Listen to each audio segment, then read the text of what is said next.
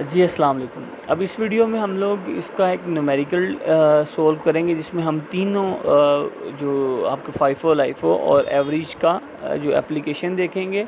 और इसको करने के लिए हम लोग एक्सेल की शीट पे इसको सोल्व कर लेते हैं तीनों को, ठीक है। और अभी आपके सामने ट्रांजैक्शंस मौजूद हैं। तो बिगनिंग इन्वेंट्री दी हुई है 10 units at the rate of 120। ये मैंने शीट पहले से बनाई हुई है। तो 10 units at the rate of 120, तो टोटल आपके सामने खुद ही आ जाएगा 1200 आ गया। ये आपके पास बैलेंस में है। जो ओपनिंग इन्वेंट्री दी होगी वो आप ऐसे बैलेंस में लिख लेंगे, पहले से पड़ा है। कई क्वेश्चन में आपको नहीं भी दी होगी इन्वेंट्री ओपनिंग, तो फिर ये चीज़ नहीं होगी। ये आप जो है वो फर्स्ट एंट्री बस नहीं करेंगे।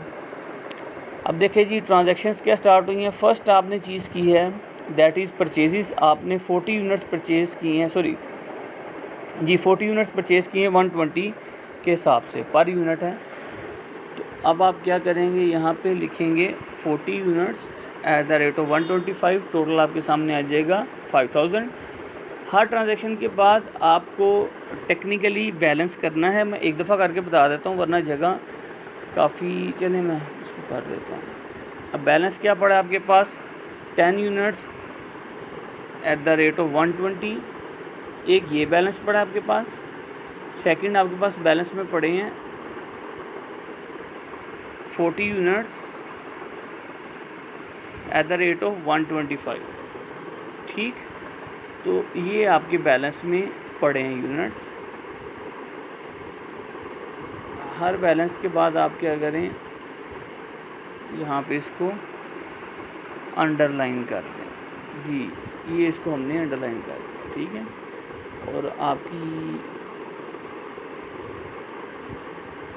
ये फर्स्ट ट्रांजैक्शन थी। उसके बाद अब हम सेकंड ट्रांजैक्शन की तरफ चलेंगे। सेकंड ट्रांजैक्शन है कि आपने 20 यूनिट्स सेल की हैं। अब यहाँ से मेन काम स्टार्ट होगा कि आपने 20 यूनिट सेल किए हैं, तो आप कौन सी कॉस्ट लेंगे, ऊपर वाली कॉस्ट यानी फ़र्स्ट जो आप 120 वाला रेट था, या जो बाद में परचेजेस की 120 के हिसाब 25 के हिसाब से हो। तो obviously method will guide us. This is FIFO। So first in first out. FIFO में ऑर्डर ऑफ परचेज़ के हिसाब से था, जो पहले आया उसको पहले निकालते हैं, ठीक है। तो यहाँ पे सेल्स में अब आप क्या करेंगे, जाके आपने 20 यूनिट सेल कर रहे हैं, तो फर्स्ट वाला आपके पास सिर्फ 10 में पड़ा है, 10 यूनिट्स पड़े हैं। तो मैक्सिमम जितने पड़े आपने निकाल दिए, तो 120 के हिसाब से। और सेकंड जो बाकी 20 में से 10 रह गए, वो आप नेक्स्ट वाले रेट पे यानी कि 125 के रेट पे आपने बेच दिए, ठीक है। अब आपने सेल कर दी, ये आपकी सेकंड ट्रांजैक्शन थी। सेकंड ट्रांजैक्शन, और इसको अब आप इसके बाद आप बैलेंस कर देंगे कि नेक्स्ट डे के लिए आपके पास बैलेंस क्या पड़ा है। बैलेंस के लिए फर्स्ट स्टैंडर्ड प्रोसीजर हम यहाँ पे अंडरलाइन करेंगे, और अब बैलेंस इसके बाद लिखेंगे क्या पड़ा है। तो देखें जी, आपके पास फर्स्ट वाले 10 यूनिट्स थे, वो तो चले गए, और सेकंड वाले 40 में से भी 10 चले गए। तो अब आपके पास इफेक्टिवली जो पड़े हैं वो 30 यूनिट्स पड़े हैं एट द रेट ऑफ 125, ठीक है। आगे चलते हैं नेक्स्ट डे के ऊपर। थर्ड हमारे पास परचेजेस हुई हैं। हमने 50 यूनिट्स परचेज़ की हैं at the rate of 130। 50 units at the rate of 130, ये डे 3 है। तो बस इसमें ये परचेजेस हुई थी। इसके बाद हम इसे यहाँ पे बैलेंस करेंगे, और बैलेंस में हमारे पास जो पहले है उसे पहले लिखना याद रखिएगा। 30 यूनिट्स हैं,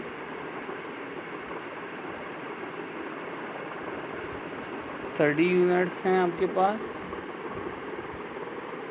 एट द रेट ऑफ 125। और दूसरा आपने जो अभी परचेज़ की हैं 50 यूनिट्स हैं एट द रेट ऑफ 130, ठीक है जी। अब आपके पास ये बैलेंस पड़ा है, 80 यूनिट टोटल पड़े हैं।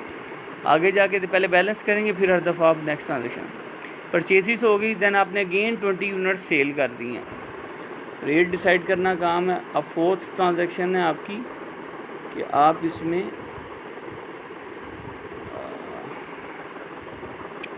सेल्स कर रहे हैं 20 यूनिट्स की, तो ये सेल के कॉलम में आए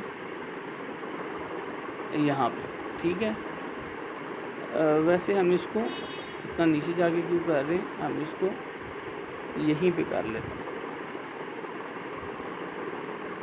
ठीक है। सेल्स कर रहे हैं हम 20 यूनिट्स, तो FIFO में फ़र्स्ट वाला ये, तो 30 में से 20 ओबियसली सेल हो सकते हैं, तो फर्स्ट वाला रेट लगेगा 125 के हिसाब से, सेल कर दिया हमने।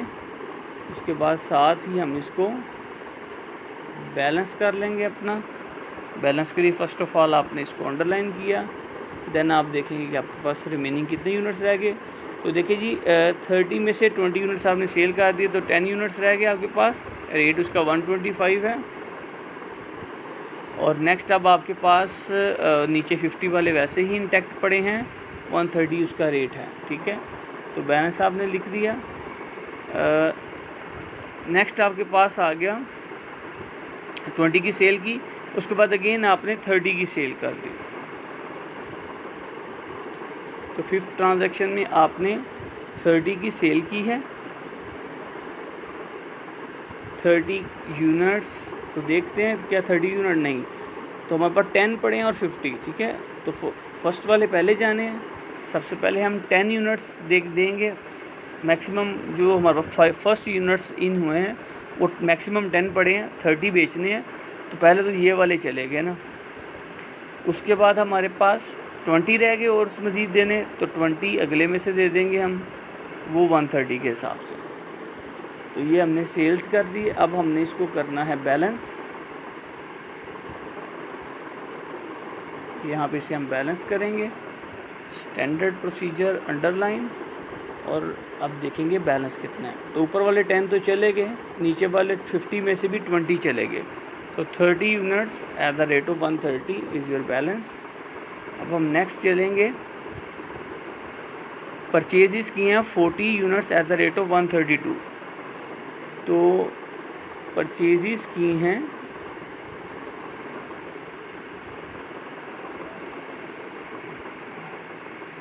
40 units at the rate of 132, 40 units at the rate of 132।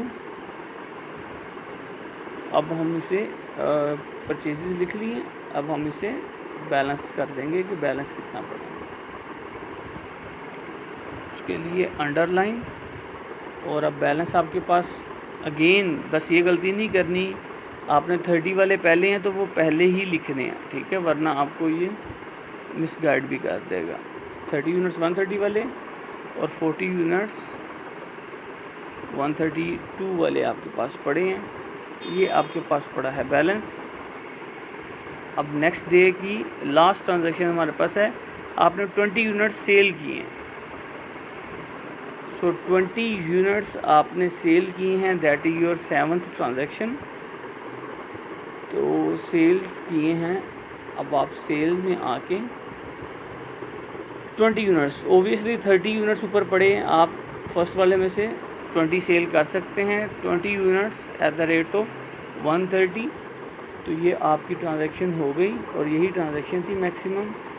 अब आप बैलेंस कर देंगे कि आपके पास बाकी क्या बच गया। उसके लिए आप इसको पहले अंडरलाइन करें, और यहाँ पे अब देखें 30 में से 20 चले गए, ये 10 रह गए at the rate of 130।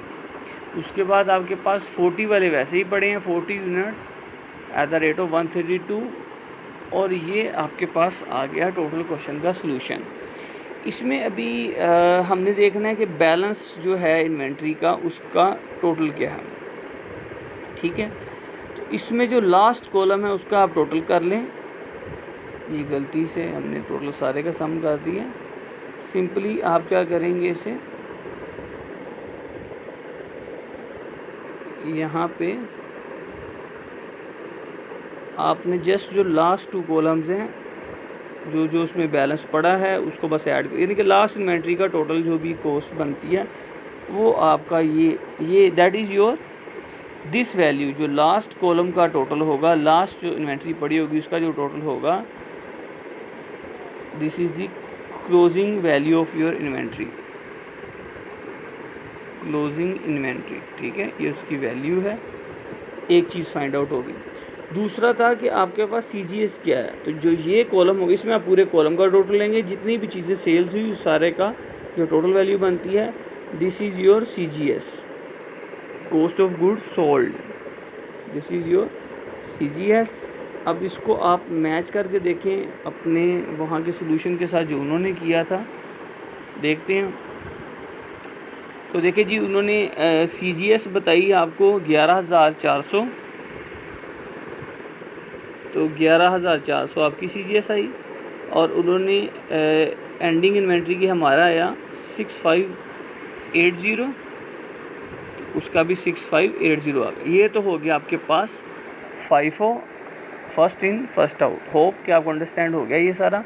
Next video में हम इसको डिस्कस करते हैं, LIFO के लिए सोल्व करते हैं।